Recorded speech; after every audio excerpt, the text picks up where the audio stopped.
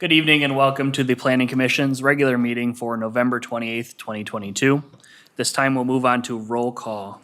Commissioner Rasmussen. Commissioner Britton. Here. Commissioner Fisher. Here. Chair Frazier. Here. Commissioner Knable. Here. Commissioner Rasmussen. Here. Commissioner Stevens. Here. Commissioner Wright. Here. Thank you. Thank you. We'll move on to item 3 on the agenda, which is approval of tonight's agenda. There's no additions or modifications. I would look for a motion to approve. Motion to approve agenda. Motion to approve from Commissioner Wright. Do I have a second? Second. Second from Commissioner Knable. All those in favor say aye. Aye. Aye. Opposed say no. Motion carries 7-0. Move on to item 4, which is open forum. This is a time where anyone who's in the audience would like to speak on something that's not on tonight's agenda. Now would be your opportunity to step to the podium, state your name and address for the record. So if there's anything anyone would like to address that's not on tonight's agenda, go ahead and step forward.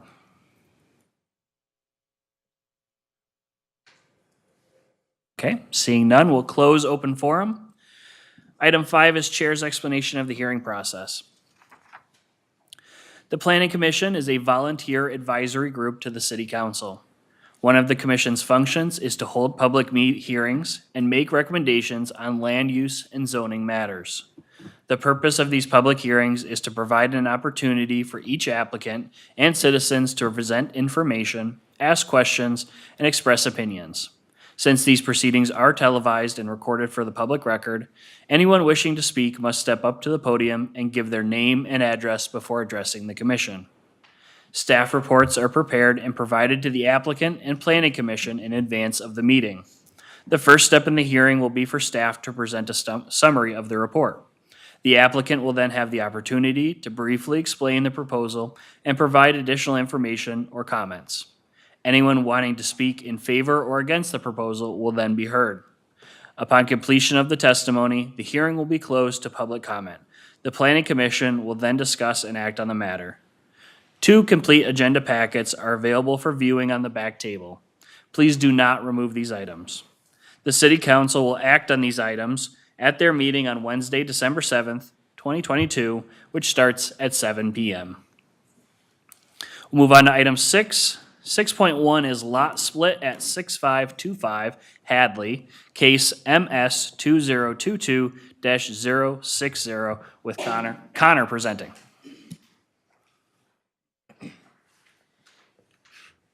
Good evening, Mr. Chair and members of the Commission. Before you tonight is a request submitted by the property owner, Mark Tanucci, for a minor subdivision.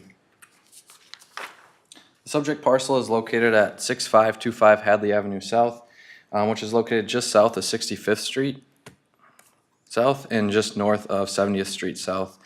The parcel currently contains 1 single-family residence with an attached garage. And also to note, the topography does play a role in determining what's a buildable part of the lot, specifically relating to this west portion of the lot. The subject parcel is currently zoned R2.5 residential single family. The 2040 land use plan guides the property as low density residential. The proposed request would not affect the zoning, and the current zoning does align with the 2040 land use plan. So the applicant has proposed to subdivide a 4.26 acre parcel into 2 parcels, which are labeled Parcel A and Parcel B on the image before you. Parcel A would be 1.75 acres and Parcel B would be 2.51 acres. As part of the process, staff looked at what easements would be required. We'd be requiring a 10-foot drainage easement, which would surround all the property lines on both Parcel A and Parcel B. We'd also require ingress and egress easement, as the applicant is proposing a shared driveway access. And we'd also require a utility easement as well, as utilities would be basically stubbed from Hadley Avenue through Parcel A to the property line of Parcel B, which will go further in depth in the coming slides. And then also, as part of the proposal, we'd also require the combination of Outlot E and Parcel B. This would give Parcel B the minimum 40-foot street frontage that's required by code. So as part of the minor subdivision process, the city must ensure that all lots being created are buildable lots that meet minimum standards.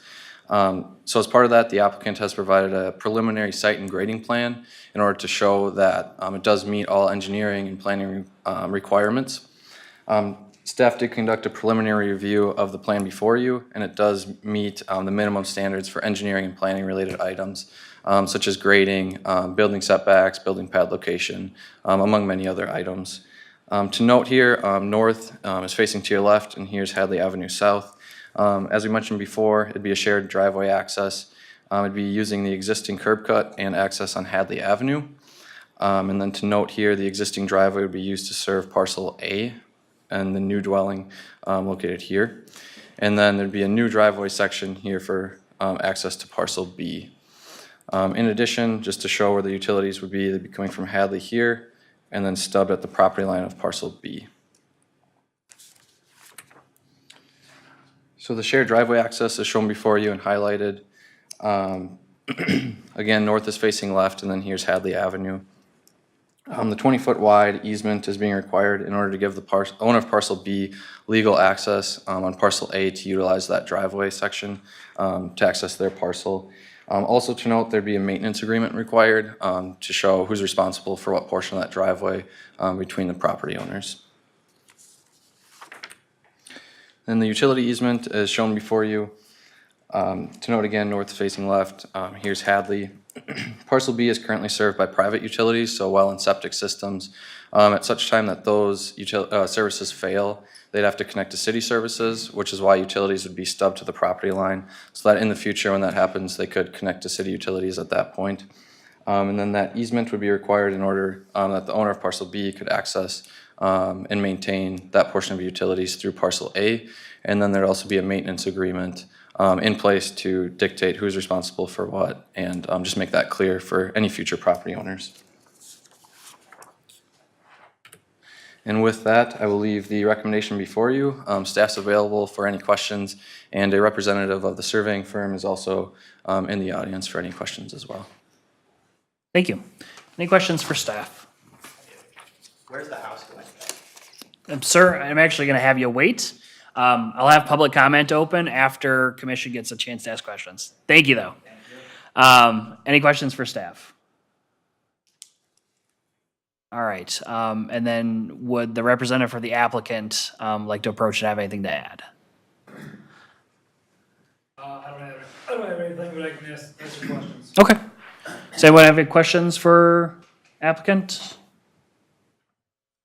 Commissioner Rasmussen, why don't you go ahead and step up, sir, to the podium.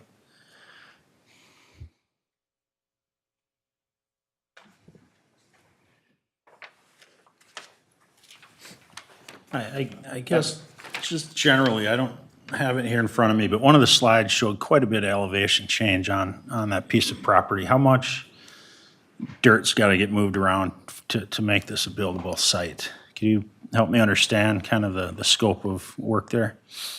Yeah, you can maybe get the other slide. That one up too. Yep, yeah, that's good. Okay. Yeah, there's gonna be a lot of dirt to move.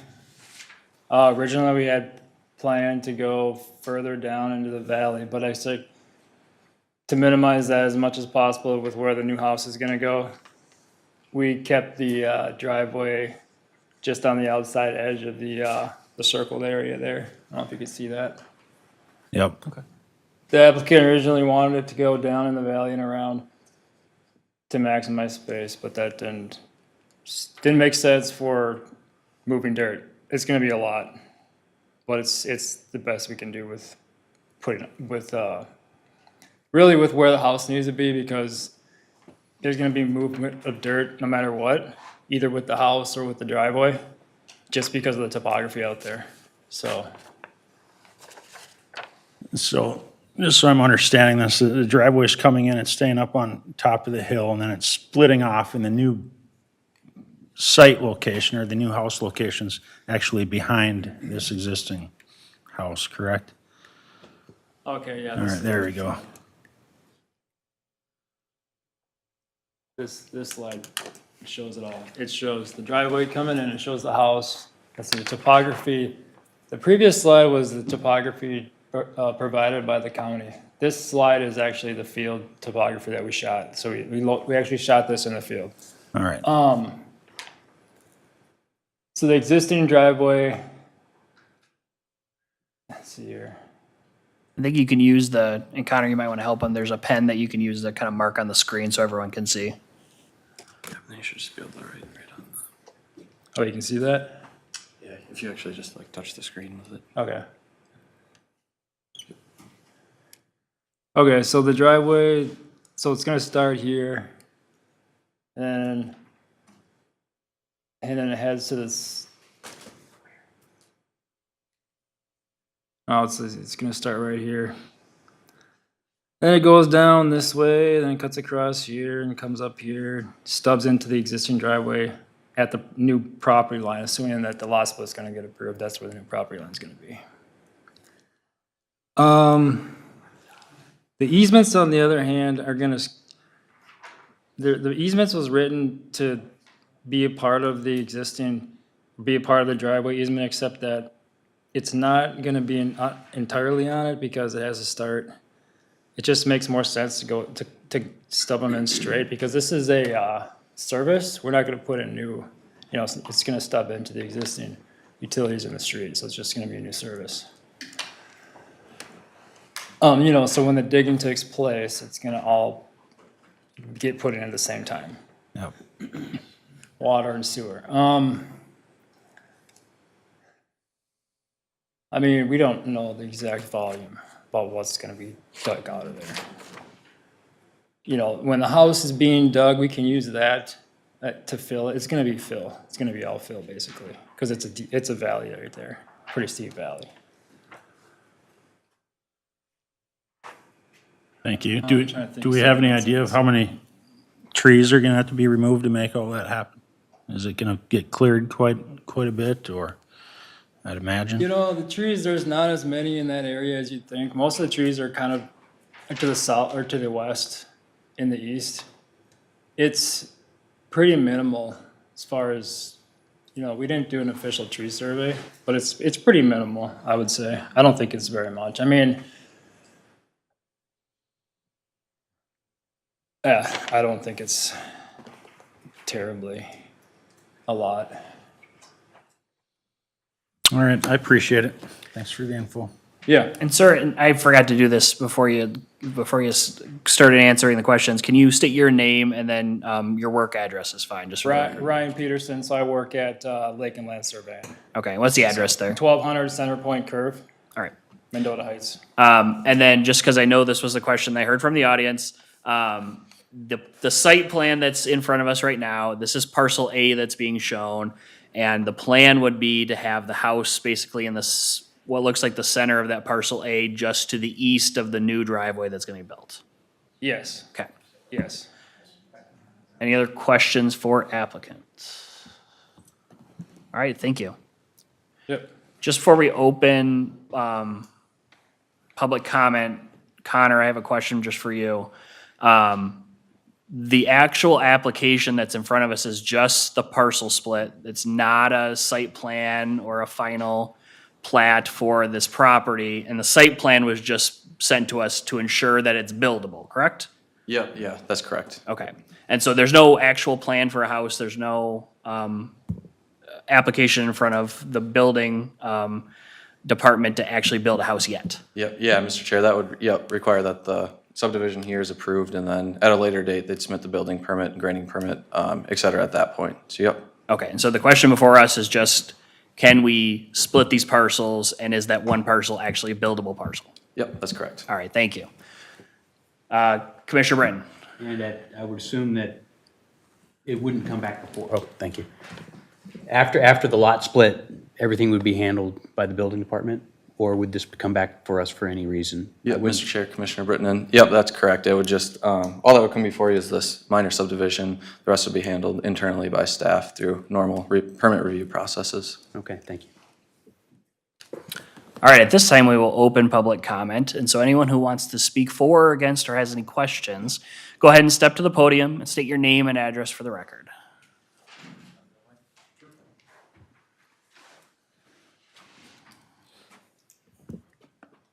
Blake Reichert, and I would be right behind parcel A, so it's 6521 Hadley Court.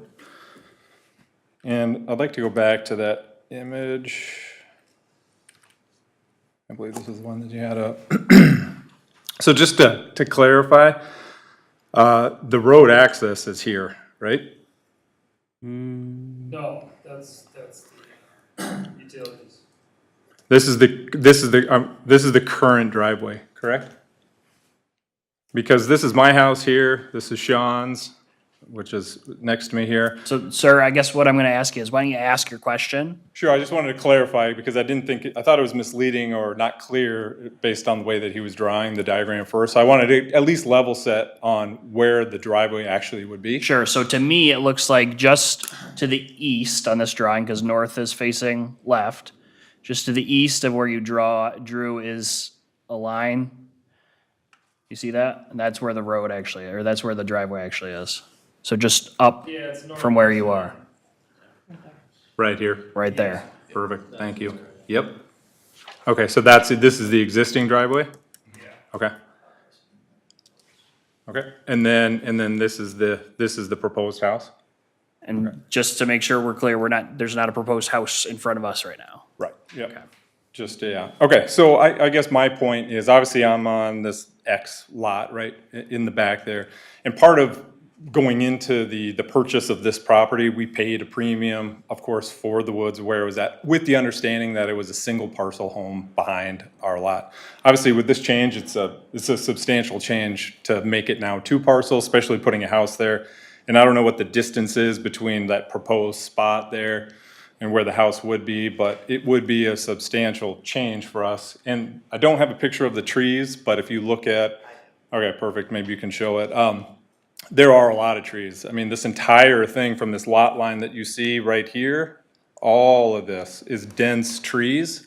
And I would have to imagine that those trees would be removed and we'd essentially be just looking into the back of this potential house that would be located here if parcel A is approved.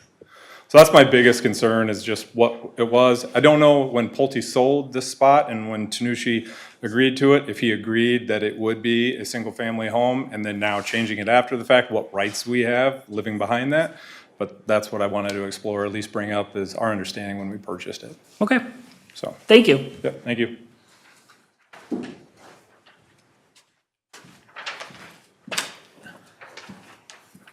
Hi, Al. My name is Sean Bell. I live in 6519. I am the S right there. If I may approach, I can show you the picture of the trees, actually, if that's okay. I think we're good. Thank you, though. Well, I think it was misleading what was Sure. said. To piggyback off of Blake as well, we bought our home here 3 years ago. And when we purchased our home, the reasoning why we didn't move to Woodbury is because of this privacy. We also paid a premium for this. So the idea of you all voting to potentially lower the value of our home would be obviously very disturbing to us. I know we also, unfortunately, some of our neighbors weren't able to make it as well, but we're all very, very upset with this idea. If you voted to pass it, there'd be not a lot of happy people in our neighborhood. So that's all I had to say to y'all. Thank you. Thank you.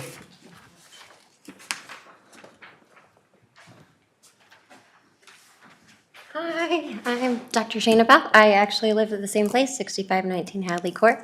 And like Derek pointed out, there are a lot of trees, there's a lot of elevation, so when we remove those trees, we have that elevation there. The rainwater already pours so close up to the back of our house. Without those trees, all that elevation, it's gonna get into our house, it's gonna damage our house. What is the city gonna do to accommodate that at that point? That's really concerning environmental issue, plus the house down the cul-de-sac from us, they get a ton of water from our runoff as is. Like, this is gonna create definite topography changes in the whole environment downstream. So that's obviously very concerning as well. So hopefully it doesn't pass. Please vote against it. All right, thank you. Very briefly. I usually don't allow people to go again, so very briefly. So the one point that I wanted to make, because we weren't able to show the picture, is the top of the hill, so at our end of the property line, at that red line, is above the top of our house. So that just gives you a sense for how steep that slope is, and then literally that's where they're going to clear the trees to then potentially build this other house. So the topography there is you know, as we mentioned, is just pretty fragile, I'd have to say. So, thank you. Yep, thank you. All right, any other public comments?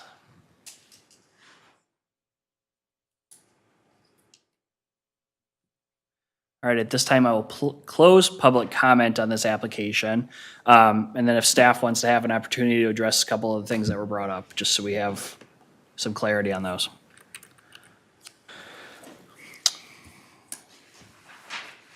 Yeah, Mr. Chair, members of the commission. So just to touch on a few of the points brought up here.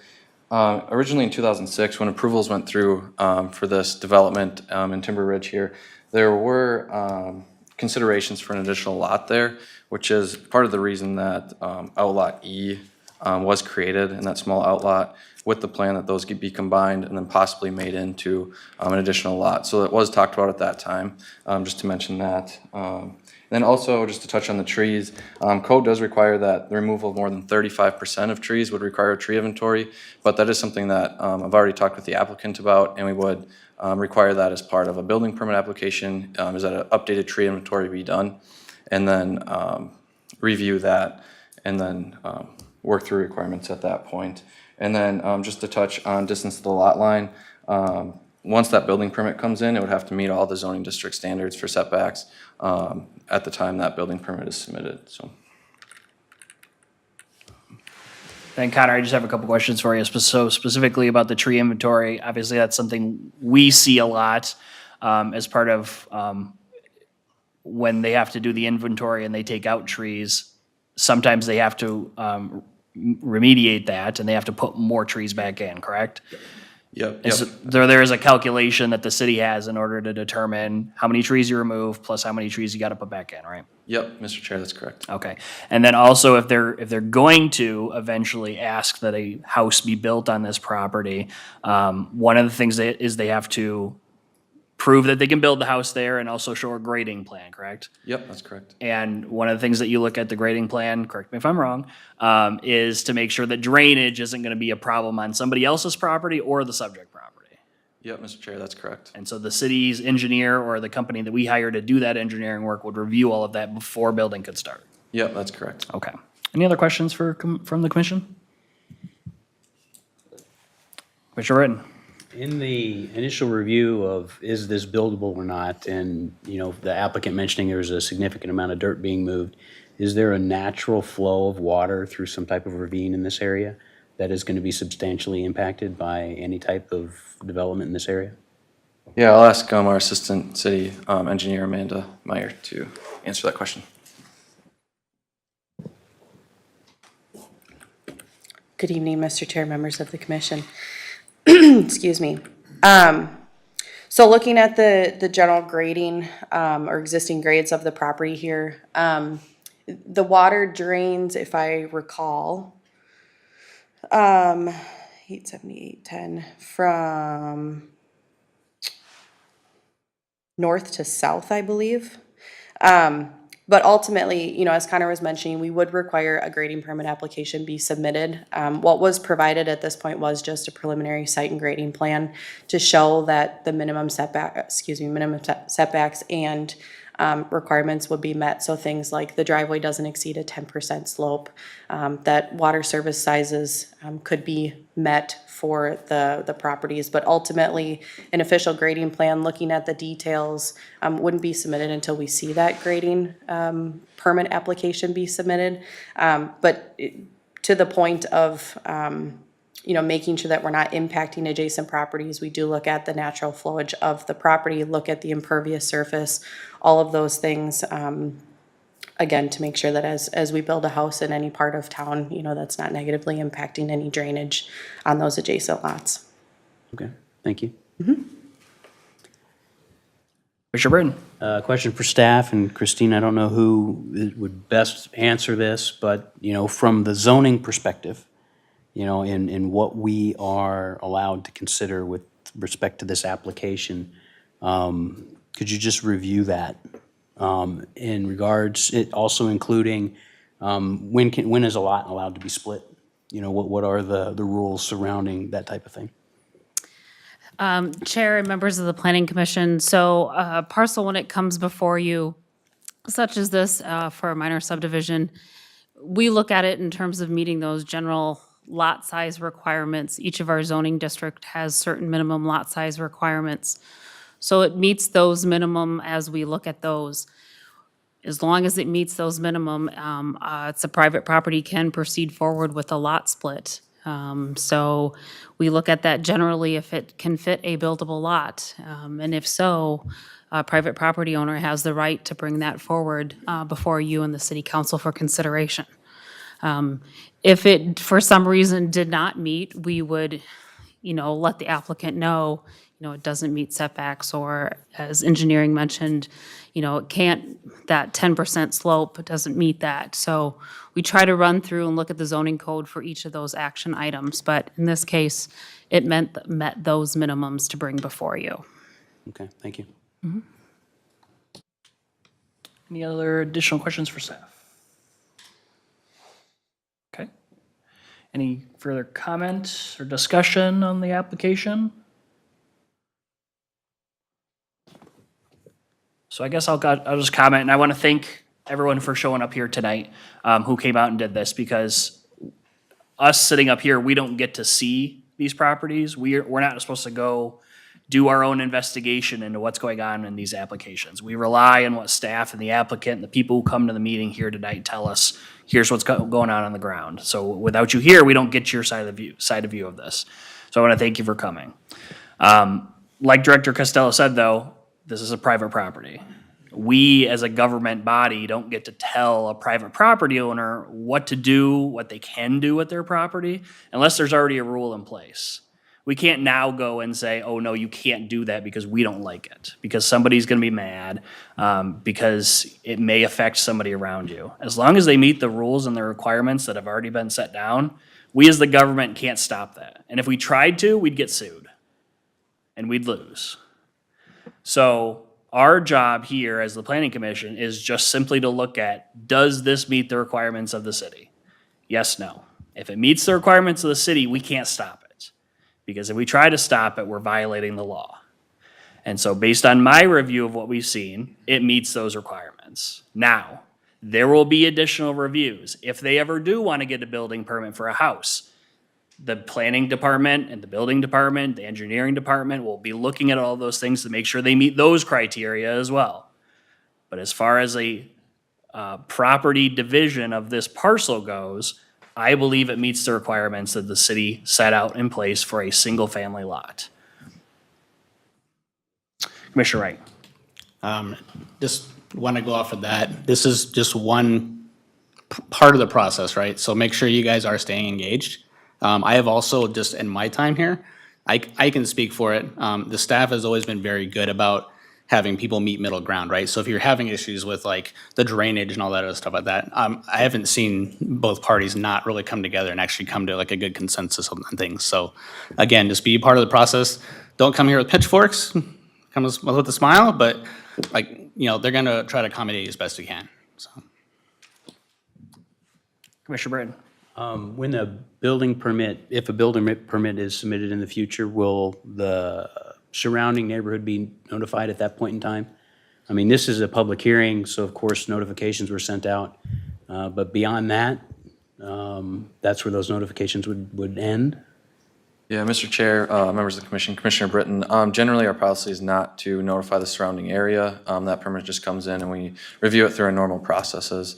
Yeah, I'd be happy to get your contact information and work with you more and kind of stay in touch with you as we go through the process as well, though. So. All right, thank you. Just to quickly tap onto that, I would hope that the applicant would consider reaching out to his neighbors and being potentially a good neighbor and, chatting if they did proceed forward. Any additional discussion from commission? Otherwise, I'd look for a motion.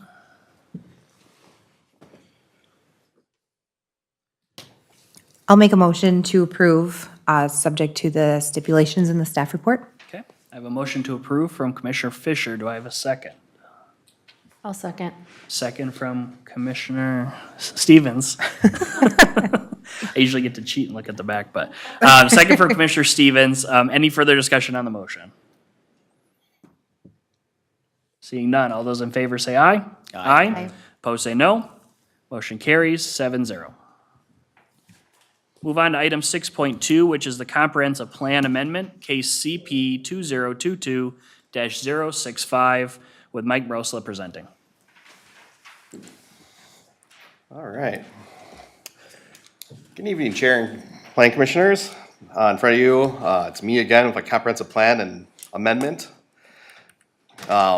As you know, the comprehensive plan, we did a major update earlier this year where we opened up new areas of development within the community, updated the MUSA areas, and some other land use changes. Well, we're back again in front of you tonight with a minor amendment as that we caught going through the zoning code rewrite that you guys are very familiar with, that we've been working on hard. As part of that process, we gotta make sure that the zoning code is consistent with the comprehensive plan, and through that process, we found two areas that we need to address, or like to make minor modifications to. The first one is a text amendment. The current and proposed zoning code allows for density bonuses. A density bonus is a tool that the city council can authorize residential developers to use that grants them authority to increase the allowable density above the district standards in exchange for achieving an affordable housing goal for the community. However, please note the maximum allowed increase is only 20%. There is a image I put together here on the right side of the screen that kind of shows what the permitted density is, for example, and then what a density bonus would do, that 20%. There's 12 units, you can go up 2 more if you meet specific standards within the zoning code and achieve the criteria outlined in the comprehensive plan. However, the one issue is the comprehensive plan does not list this tool. In order to utilize the tool and allow a density bonus, it needs to be outlined in the comprehensive plan. So what we are proposing in front of you tonight is to make density bonuses added to the toolbox, lack of better words. So in order to do that, we need to make 2 changes to 2 chapters. The first one is the housing chapter. We just want to clarify the language there within the official controls that we can use. The official controls are non-financial tools, and we can use some different flexibility in there. PUDs, for example, density bonuses. We also can do some other items in there. So that's very minor. It just kind of explains that we can use official controls to assist in affordable housing. And then the major part was the implementation chapter. This is the chapter, this is the toolbox. This is our action items, this is our goals and strategy and how we're implementing them. So the one in front of you here on the bottom explains that we can utilize non-financial tools such as official controls, and then it explains what a density bonus is. And kind of walks through the process and how much you can go, that's allowed by the zoning code and how much it can be, the maximum density can be extended up to 20%. And then we actually had to add it to the toolbox. So in front of you here is a table that shows where all these different tools that are available. There's TIF assistance, tax abatement, different loans, different bonds, different tax credits, but we didn't include density bonuses in the toolbox. Now we do with this proposal in front of you tonight. And in order to use a density bonus, you have to achieve these different AMIs, the average mean and medium income for the area. So 30%, 30 to 50%, and then 51 to 80%. You have to meet that criteria in order to get a density bonus or qualify for it. If you're doing 80 to 100%, you don't qualify. You need to be within the brackets. And you could go below 30%. Not a lot of affordable housing projects go below 50%. That 30% threshold is pretty hard to get down to due to the cost, but we do have the tool in there, make it available if someone comes forward with that. This also helps us achieve our affordable housing goals for the community, and also offers an incentive for affordable housing to locate in the community, besides financial assistance.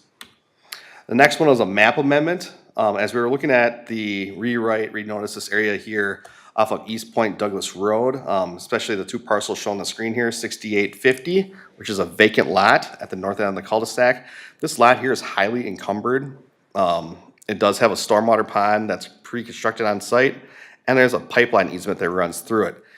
And through the comprehensive plan process, back in 2018, 2019, the city had a hard time trying to figure out exactly what it should be. They had it as mixed use, they went back and forth, we'll talk about a little bit further here in a minute about that. And then there's 6999 East Point Douglas Road, and that's where the Legends of Cottage Grove is located. The unique thing about the Legends of Cottage Grove, it has a density of 37 units per acre currently. And then it's guided as high density. High density allows for 14 to 30 units per acre. So it's actually not high density, it should be guided as mixed use. And as part of this application in front of you tonight, we're proposing to guide it as such. And then we're also proposing to re-guide the subject properties up here back to mixed use. This image on the screen is a snapshot of the 2040 comprehensive plan that was approved by the council at their 2019 January meeting. This here showed the subject parcel on the north end there as mixed use. However, we go to the next slide here, it's swapped back during the process.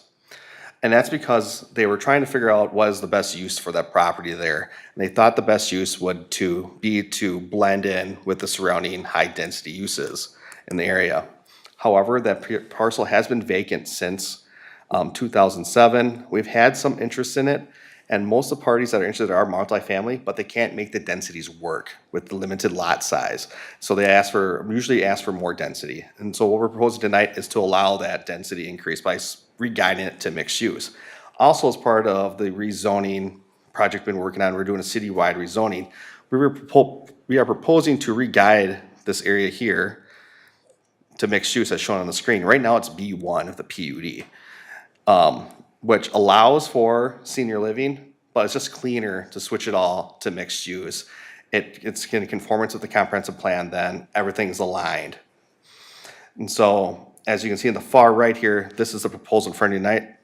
This is existing mixed use here. We're proposing to, adjacent to 61, have mixed use properties, which actually acts as a buffer, more intense use adjacent to the highway.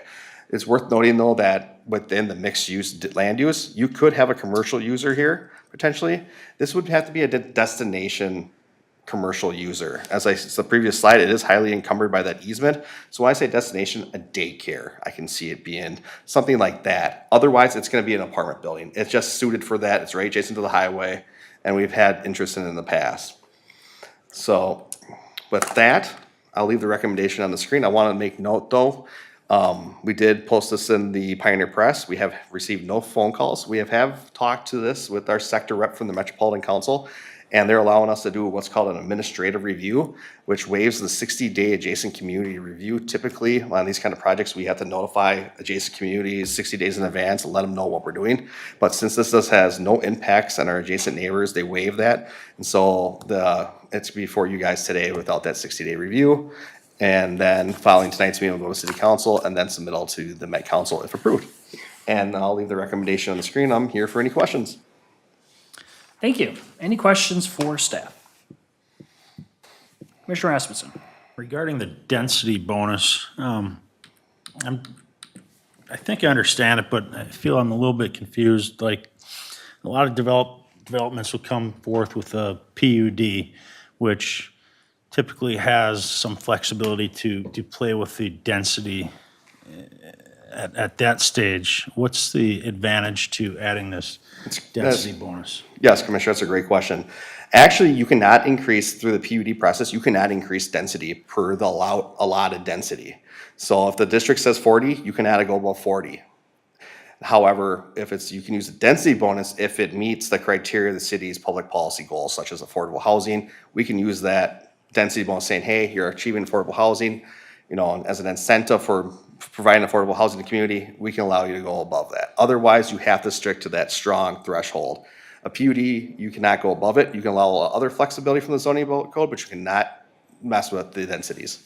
All right, so the PUD doesn't really give any flexibility. Nope, I learned that the hard way at a past project. I thought you could, but you can't. Thank you. Any other questions for staff? I have just a clarification. Commissioner So Fisher. in one of the pictures, it shows proposed rezoning, or the proposal for the rezoning with the, I forget what it's called, is that white pine? Or- Yep. Okay, but then in the final one, it shows that that's still high density. Is that gonna be rezoned into mixed use as well, or is that gonna stay high density? That will stay high density. The densities in that area are about 27 units per acre. Actually, one of them was 14. So they meet the high density criteria. Okay. We did study that. We wanted to look at that just in case there was an opportunity to re-guide them, but they sit nice in that high density area. Okay, thank you. Yep. Any other questions for staff? Mike, is this, this density bonus, this is an opportunity that the Metropolitan Council offers to city that's in the MUSA, basically? That is correct. A number of cities do allow for this program. Actually, some of the language I used was from another city. So a lot of communities do offer density bonuses as a tool, non-financial tool. Bloomington, Woodbury, for example, Venice Heights, Arden Hills. There's a number of cities that use it, but you have to list it. If you don't list it, you can't use it. Okay. So what would happen if a project came in and we offered it and didn't list it, they would deny it. Okay. And that was gonna be my question, is do cities that we see as peer cities have this program and use it? Yep. Okay. And then does this apply to, obviously, we talked about it's gotta meet these income requirements. Probably pretty hard to do that in a single-family, low-density residential area, but theoretically, it applies to all areas where you can build housing, correct? Correct. It's very hard for single family. It's more geared towards your multifamily projects. Okay. And then the last question I had is, as far as legends, so that stuck out to me is that, you know, it's guided high density, but somehow they ended up with a density that's higher than that. Is that something where they built more density than they were allowed, or was it re-guided after the building was built? No, so what happened in the 2030 comprehensive plan is actually zoned commercial. Okay. And so the density didn't play a factor. And then when we did this version of it, it didn't let us slip through. And so, because it got switched, this area switched to what's shown on the screen, high density and mixed use. Previously it was commercial. So that's how it was allowed. Okay, and so it was a business district that allows was. senior housing? Yep. And okay, Correct. all right. Any further questions after that? All right, thank you. This time I'll open the public hearing on this application. Anyone wishing to speak for or against this application can approach the podium and state their name and address for the record.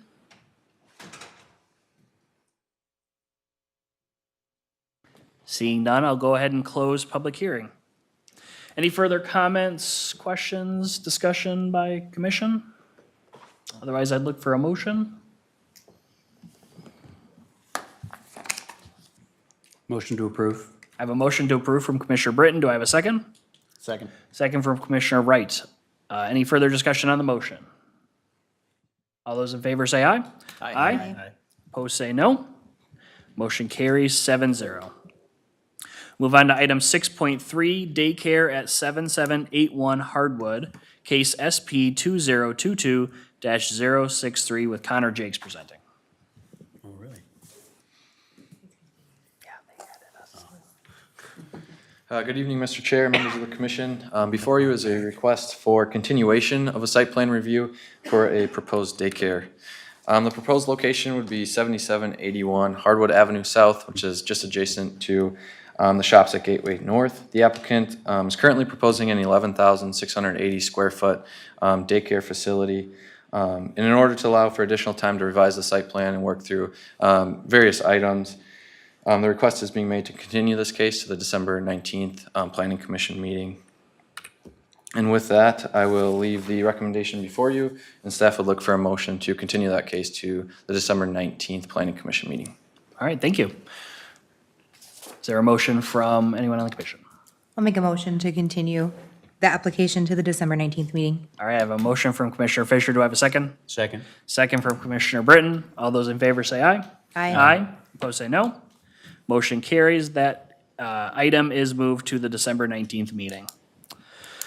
Move on to item 7, approval of Planning Commission meeting minutes from October 24th, 2022. Unless there's any additions or corrections, I'd look for a motion to approve. Motion to approve minutes. Motion to approve from Commissioner Wright. Do I have a second? Second. Second from Commissioner Rasmussen. All those in favor say aye. Aye. Aye. Opposed say no. Motion carries 7-0. Move on to item 8, which is reports. 8.1 is a recap of November city council meetings, and I'll turn to Director Costello. Chair and members of the Planning Commission, fairly light in terms of Planning Commission items. There's, from the November 2nd council meeting, there is not any items. I will note on the November 16th council, there was a workshop. It's a development group called Norhart that does multifamily apartment buildings. They presented a proposal to city council for south of 100th Street, basically west of the North Point Industrial Development. There's a parcel down there that's guided for residential uses, so they're proposing roughly a 5-story, 307-unit market rate apartment building. So that potential will come back before you for actual approvals and so forth, and then on to city council. With that, that's all there is for council items. I did want to share one thing with you.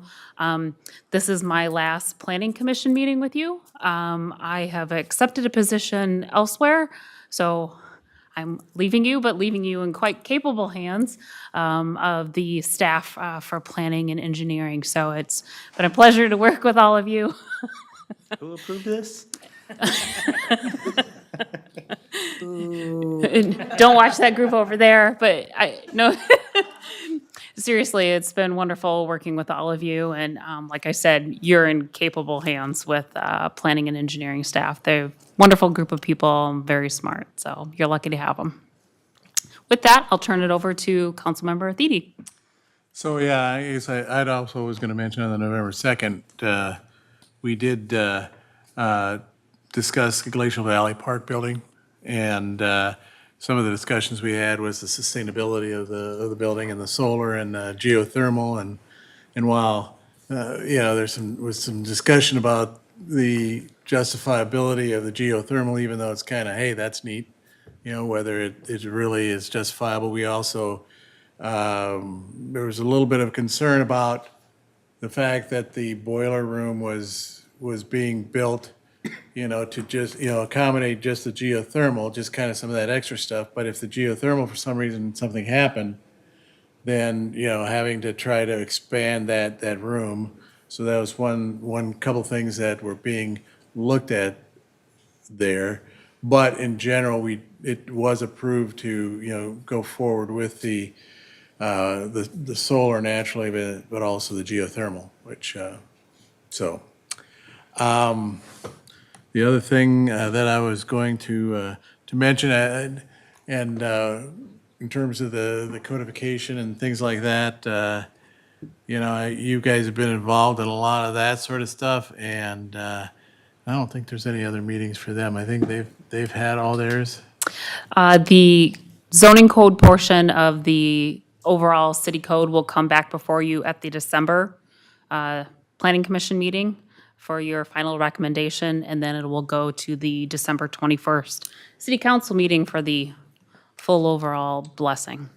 Which is a good point. Then their meeting in December is actually a week ahead of. Yes, the 19th. We won't make you come during the holiday.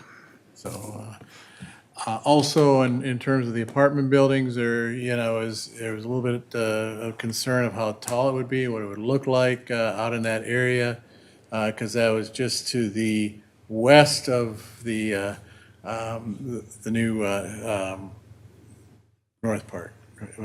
North Point, not Park, North Point area and so forth. So they were going to work on some other views with some of the natural existing surroundings and the other North Point and that behind it and such.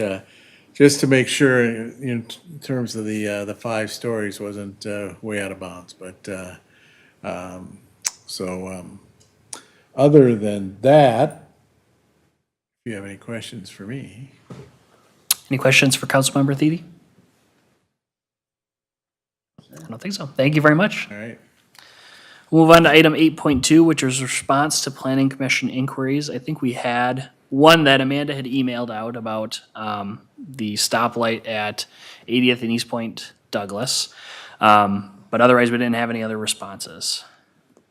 8.3, Planning Commission requests. Any requests from the commission? I don't have any requests, but I'll just take this time, since Director Costello announced that on behalf of the whole commission, I'm sure we want to thank you for all of your work, not only with helping us and making sure things run smoothly and obviously most recently with the zoning rehaul, but with all your work for the city and all of your roles you've had. And so thank you very much for that, and we wish you good luck in the future. Thank you very much. All right, if there's nothing else as far as requests go, I'll look for a motion to adjourn. Motion to adjourn. Motion to adjourn from Commissioner Wright. Do I have a second? Second? Second from Commissioner Britton. All those in favor say aye. Aye. Opposed, say no. Motion carries 7-0. We are adjourned.